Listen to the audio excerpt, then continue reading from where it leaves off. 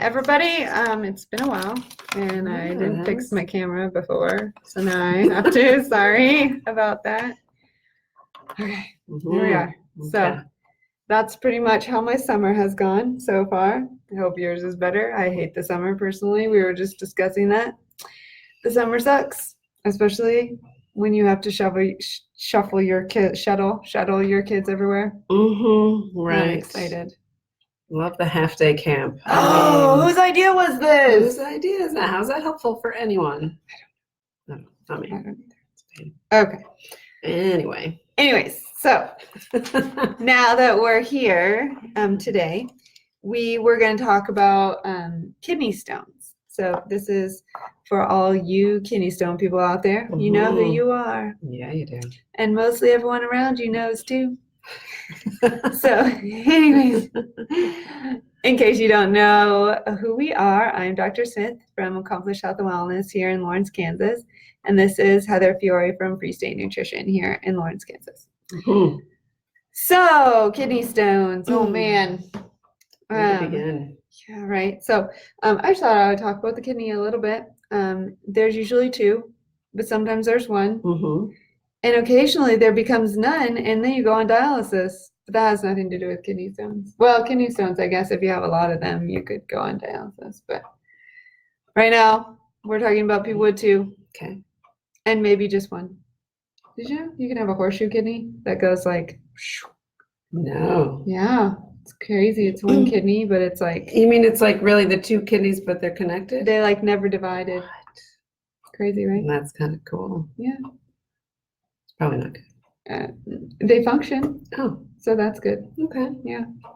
Wow, And it's usually an incidental finding. Yeah. So it's not like they're, having problems. Yeah. Hey, Elizabeth, it's been so long. Hey. Since we've had you say hi. Okay. Nice to see you. So anyways, your kidneys will maintain your extracellular fluid, which is important. So they also filter everything that goes in that's going to go through the kidneys and create urine. We all need that. Yeah. Get rid of some of that urine. They also help with acid-base balance and electrolyte balance. So, the electrolytes that we were talking about and before in many different other videos, the kidneys help with this. But sometimes you can get stones in them. And stones are rocks. They're little sand. Have you ever seen a stone? No. Oh, gosh. So a lot of times they look like little sand crystals. Oh. Yeah. Some of them are scary looking. Really? Oh, yeah. They could be really scary looking with like all kinds of little pointy projections. Yeah. Yeah. Sounds painful. So you can either have things that you can not have things that create kidney stones, or you can have extra things that can create kidney stones. Right. And then they're made in the kidney, and a lot of times they sit in what's called the pelvis of the kidney. So there's like this kind of empty space before it enters the ureter, and then the ureter goes into the bladder, and then from the and you'll have two of them that enter into the bladder, and then from the bladder you'll have one urethra that goes to the outside world. So usually stones will sit in the pelvis of the kidney, and that's kind of like the collection system where everything collects before it goes into the ureters that are going to go to your bladder. And they'll just sit there forever and ever until for whatever reason they want to make their way to the environment outside, and so then they get shoved into the ureter. Trouble. And then you feel like you're going to die, basically. If you're a man, this is like labor. If you're a woman, this is like labor. Because it is something that is bigger coming through a much smaller hole than it's supposed to come through. And so it'll make its way down the ureter with a lot of pain. It's called colicky back pain, and it kind of comes and goes, and it's awful, and you feel like you're going to throw up, and it's like a 20 out of 10, and there's nothing that makes it better, and everything makes it worse. It's awful. It sounds awful. Yeah. Yeah, I'm kind of with Beth. I feel like at least the thing about labor is like it is a natural process. And you get something. Right, you get something at the end. Beautiful. But it's also, it's not the kind of pain where like your arm breaks and like something's wrong, you know? Right. It's the kind of pain like, okay, this is really intense, but it's doing something. Right. It's not like it's not the kind of pain that tells you like something's wrong, like stop doing the thing that's making this Yes. hurt, you know? Yeah. So with this, you also are getting something out of it. It's called a little stone. And it's like, so it's like that big maybe. And you look at it and you go, seriously? That's what I get for all that pain? That's not even right. Do people really get to take their own stones usually? Yeah, actually, we ask them to bring them in. You get a urine strainer, and then you strain your urine. You pee into this strainer. So what happens when as your stones crawl down, and so you can get back pain, and it's terrible. But some people, depending on, because the stone, in order to make pain, it has to basically stretch the ureter, right, beyond what it's normally supposed to be. And then that's how you get pain. But some people's stones will just have like awful sharp projections on them. Yeah.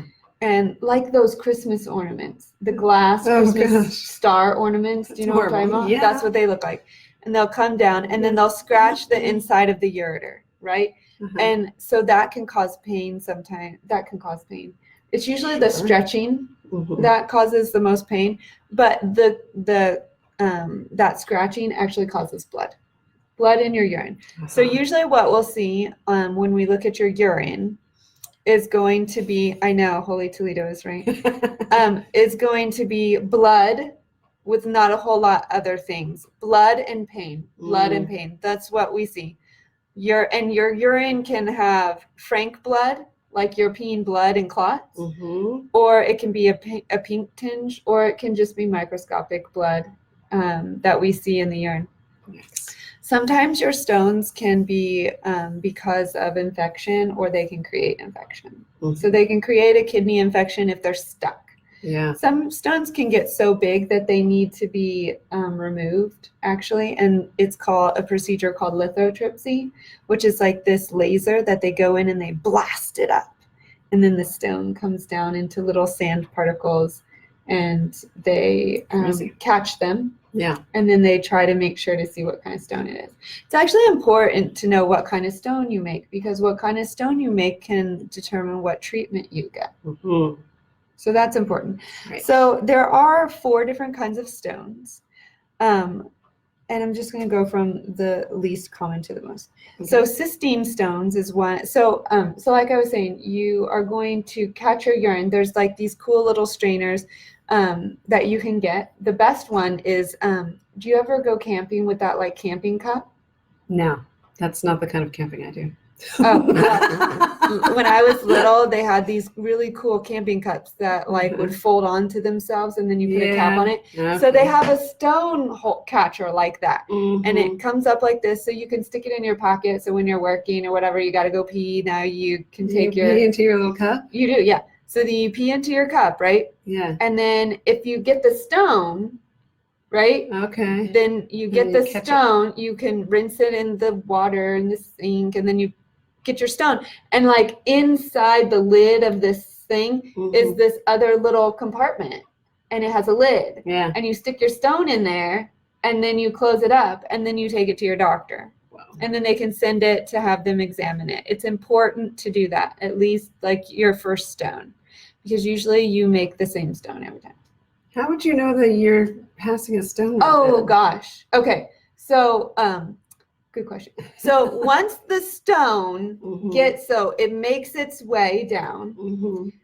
So if it can't make it, so usually you'll get a CAT scan or an ultrasound to see that, okay, now we have a stone and how big it is. And if it's too big, then you're going to go to get your procedure. If it's not too big, then they let you pass it, and you get some pain medicine, right? And you get a medicine called Flomax, which is actually a prostate medicine, but it dilates the ureters and helps the stone to pass through, right? Right. And so then hopefully you pass it. Once it hits the bladder, okay, the pain goes away. Gone. Oh, No more pain.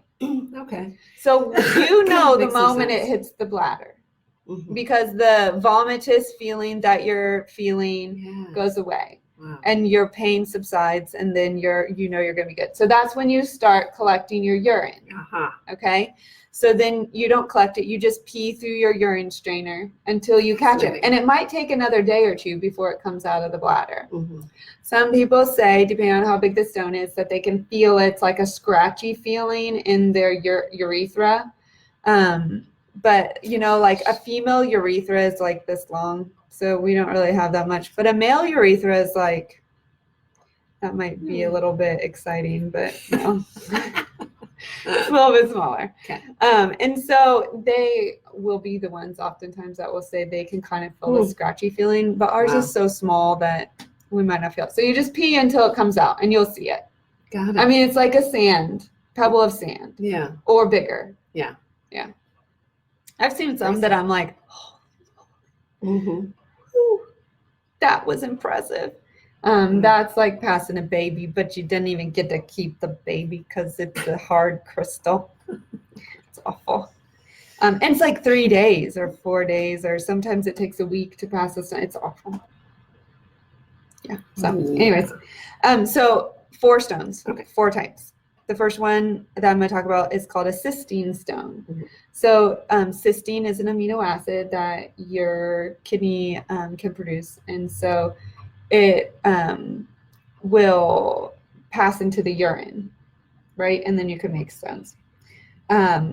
Your kidney doesn't produce it. I'm sorry, your body produces it to make DNA and all of that stuff. And it's called cysteine. And so instead of your kidney, it just passes it through into the urine, and then it builds up and it creates these stones. This is usually a hereditary problem. Not much we can do about that one. Got it. Okay. Uric acid stones. Now we can just talk about this one. So uric acid stones are usually seen in people that don't drink enough fluids, or people that lose too much fluids. So like, a lot of working out, or marathon runners, that are like construction workers, that are not drinking enough and losing lots of fluids. Yeah.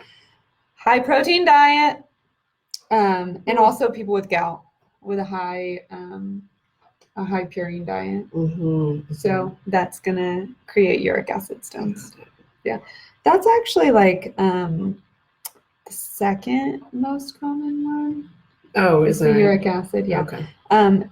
So then the next stone is a struvite stone. These are like gnarly looking stones. Usually they're all crystally. These come usually from infection. They're secondary to infection, usually like a urinary tract infection or kidney infection.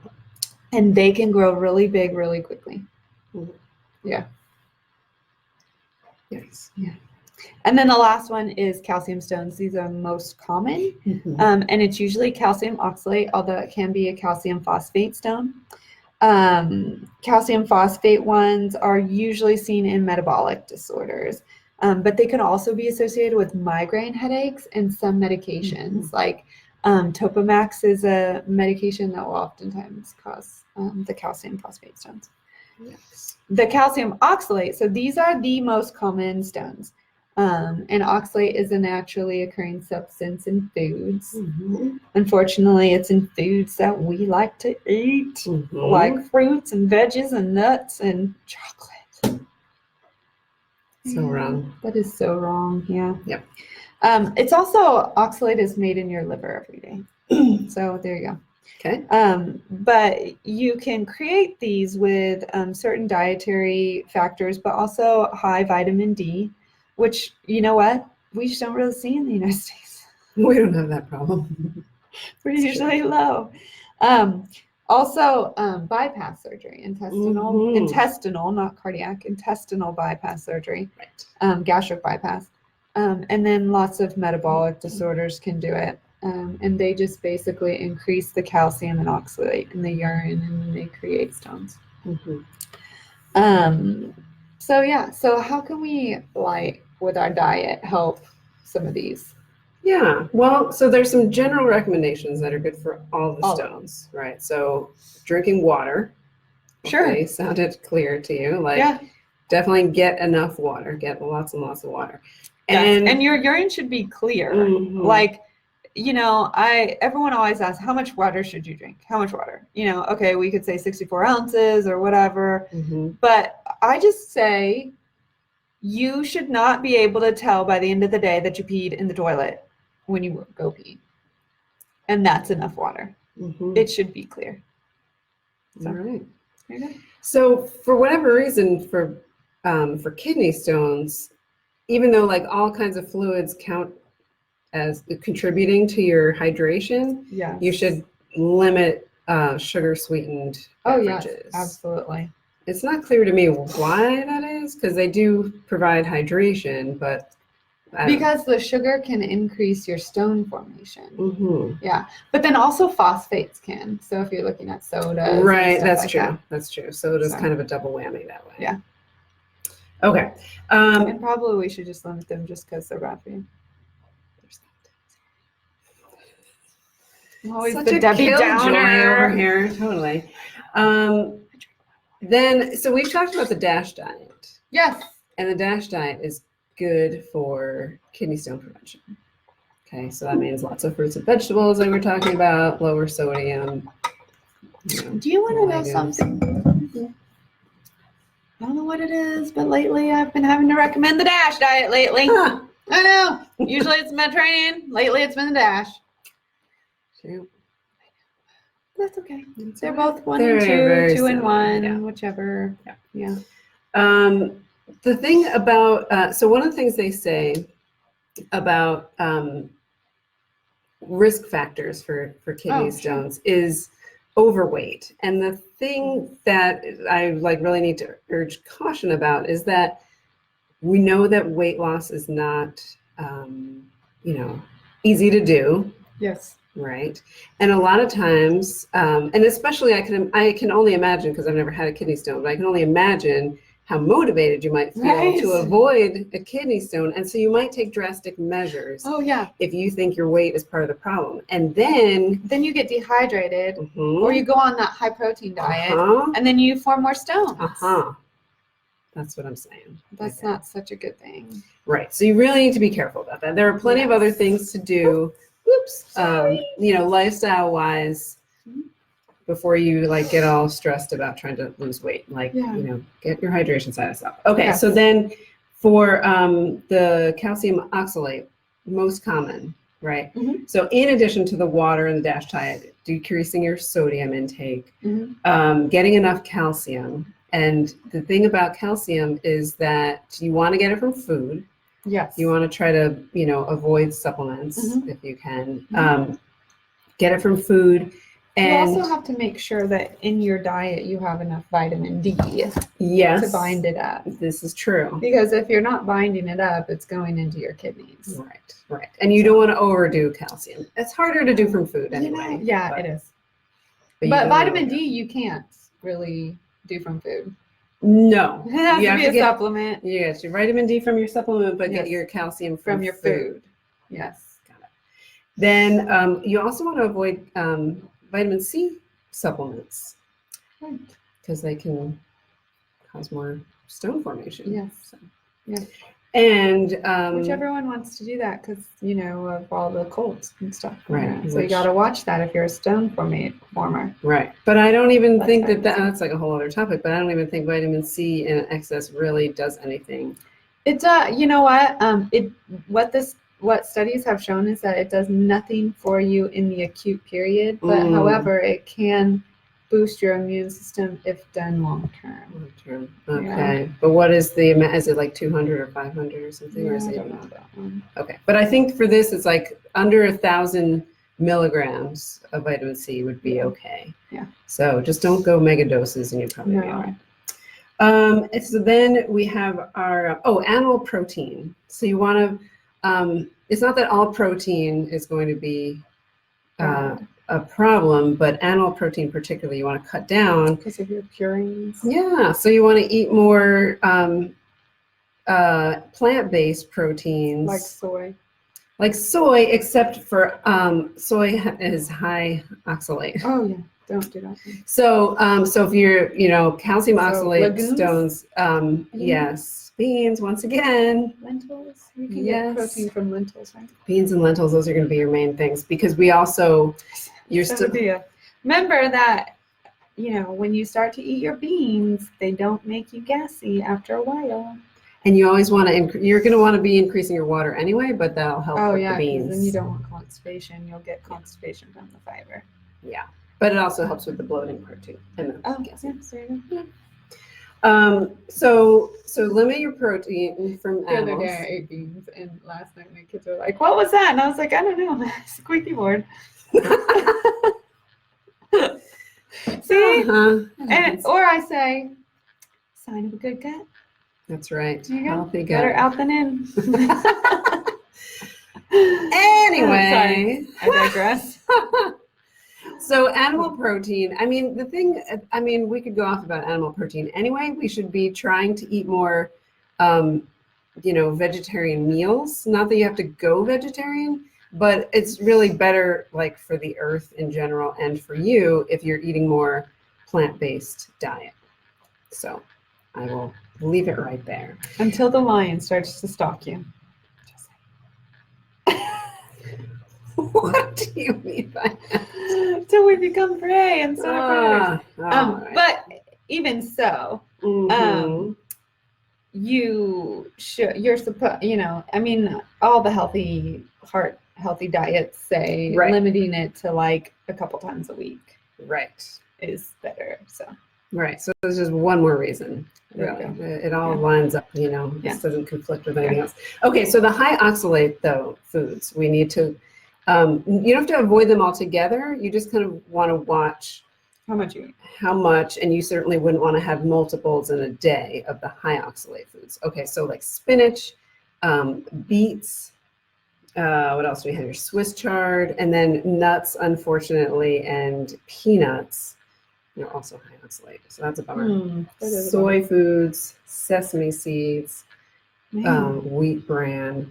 Chocolate. That's like some healthy stuff. It's some healthy stuff. So we're not saying like don't eat those foods, right? We're just saying like don't be careful. Eat it in large quantities. Right. And don't have like multiples of those foods in one day, probably. Yeah. The other thing that can be helpful if you are going to have one of those foods is if you have it with a calcium source, because the calcium can bind the oxalate. Yeah. So then it's in your gut and not in your kidneys. Yeah. There you go. It means you're not going to absorb the calcium as much. But that's okay. But at least you're not going to get kidney stones. If you're worried about your stone. Yeah. That's right. Right. And that's a good way to, and somehow I think it'll balance it out anyway. Like people that are eating a lot of that stuff anyway and having to watch their oxalate content. Well, they probably aren't eating that stuff, but maybe not. But people that are, they, they might not need to worry as much about how much calcium they're absorbing because they're probably getting it in other fashions as well. So who knows? Sounds good. I don't know. All right. So the other kind of calcium stone is the calcium phosphate. And so for that one, again, the fluids and the dash, the low sodium again, getting enough calcium from food again, decreased animal protein intake. Yes. And then phosphorus additives, which is like preservatives that are in food. Oh gosh, there's everywhere. Yeah. So we don't have to avoid. I don't think we have to avoid phosphorus in general, but like phosphorus additives, it would be a good idea. So these are going to be in like fast food and we avoid processed food, ready-to-eat foods. The McDonald's that's down the way. Have you been down there on 6th Street? The McDonald's is being all renovated. Oh, redone, yeah. Yeah. So every time we drive by there, my daughter is so angry because the drive-thru is still open, and she's like, "You people, you can't just miss your McDonald's for one day. You have to go through the drive-thru." And I was like, "No, I'm pretty sure they put stuff in there to make you have to go through the drive-thru every day." So, anyways, I know fast food, calcium phosphate stones. Right, and then again the canned and bottled drinks and like I think soda. Oh gosh, yeah, soda. can have phosphorus additives. Yes. And then, all those same things, processed food, all that stuff. So, things that you might already be trying to decrease. It's just another reason. That's all. You get a stone diet. Yeah. And then I don't know, what do you think about like cranberry juice to lower your pH? Oh, you know what? I love cranberry juice actually. So cranberry juice is cranberries. Cranberries are pretty cool. So, and they love the bladder, right? So cranberries will actually, they have a substance in them that will bind the lining of the bladder and create this film there so that bacteria can't bind. And it helps you flush bacteria out. So I could see how it would help, lower your pH and maybe, but, where does that happen? I guess that might happen in the kidneys. I mean, it has to go through the kidneys in order to get to the bladder. I know. I'm like, does that really happen? I mean, when you're eating it, so whatever is in the kidney that does it is gonna. I mean, whatever's in the cranberry that does it is gonna go through the filter through the kidney. Right. So cranberries are great for the bladder, and it's anything cranberry. It doesn't have to be cranberry juice. We always say cranberry juice, and it doesn't have to be a lot. So like cranberry juice, like 8 ounces. That's it. Right? It's not like the big bottle. It's like a little cup. But you could do cranberry sauce. You can do craisins. My middle child, I think she gets urinary tract infections randomly. And so what I usually do is during that week, if she starts to show some symptoms, I will give her craisins and nuts. And because she likes to eat that with a little bit of some chocolate. At least she doesn't make stones. She's smart. So, delicious. And at least she doesn't make stones, so I don't have to worry about oxalate stones. But usually within a couple of days, her urine starts to clear up and symptoms go away. Because she doesn't ever, I notice the symptoms more than she does. Yeah. She'll have accidents. That's usually my first sign. Got it. Well, that's a good sign. Look, that's a good reminder, though, about the craisins. I didn't even think about that because, they're cranberries. I don't know. Not everybody is into drinking juice. Yeah. For whatever reason. Yeah. But craisins, okay. Yeah, you make a little trail mix. Trail mix with some craisins. Awesome. So the uric acid stones, there's not as much to do about that, but the animal. Your purine diet. It's your same as your gout diet. Yeah. Yes. So rewatch our gout video from last time. Yep. And then the cystine stones, we already said it's hereditary. Unfortunately, yeah, it's more of keeping ahead of it, but unfortunately, that one's hereditary. So well. So that's the message. Drink lots of water. Lots of water. Yeah. Maybe look at your diet. Yeah. Like we're always saying. Same old message here. Hammering this home. Are very consistent. Yes. Eat your legumes. Eat your legumes. Yes. It will help in this situation. This one and all the situations. And anyways, okay, so we beat our stones to death and now they're powder, and which is good. And now what are we going to, we don't know. We're going to have another surprise topic next time. If you guys have a topic, shoot it out to us. We're trying to come up with topics, but we're going to do every 2 weeks because the summer sucks and shuttling our kids around everywhere sucks. And so we are just trying to make it. So if our hair looks bigger, you know that we were trying not to pull it out, but it didn't succeed that way. So, anyway.